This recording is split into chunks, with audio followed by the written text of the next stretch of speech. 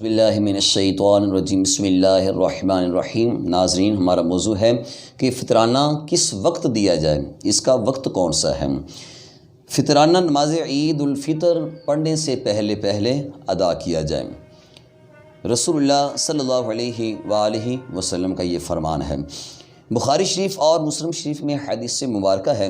اس حدیث مبارکہ کے راوی حضرت ابن عمر رضی اللہ تعالی عنہ ہیں کہ رسول اللہ صلی اللہ علیہ وآلہ وسلم نے کھجوروں اور جو کا 1 سا یعنی 4.5 کلو اور مسلمانوں کے ہر غلام، آزاد، مرد، عورت، چھوٹے بڑے پر فرض قرار دیا ہے اور حکم دیا ہے کہ نماز عید کی طرف نکلنے سے پہلے اسے ادا کر دیا جائے۔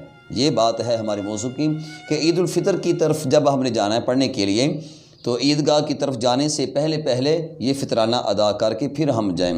تو اگر عید الفطر سے 2 دن پہلے، 4 دن پہلے، 5 دن پہلے آپ ادا کرتے ہیں تو یہ بھی ٹھیک ہے۔ اگر 10 دن پہلے ادا کرتے ہیں اس نیت پر کہ میں فطرانہ کی رقم ادا کروں اور جو مستحق ہے وہ اپنی ضرورت پوری کر لیں، جو اس نے خریدنا ہے وہ خرید لیں، جو اس نے اپنی ضرورت کو پورا کرنا ہے۔ اگر وقت سے پہلے دیں گے تو ظاہر بات ہے اس کی ضرورت بآسانی پوری ہوگی۔ تو عین موقع پر ہم اس عید کے دن ہی دیں تو اس دن ظاہر بات ہے خرید و فروخت کا جو نظام وہ نہیں ہوتا۔ اگر ہم چند دن پہلے دیتے ہیں عید الفطر سے پہلے، 4 دن پہلے، 5 دن پہلے، 6 دن پہلے، تو یہ مستحسن بات ہے، یہ فطرانہ بھی جائز ہوگا دینا۔ تو اس انداز میں دینے کا فائدہ بھی ہے مستحق لوگوں کو۔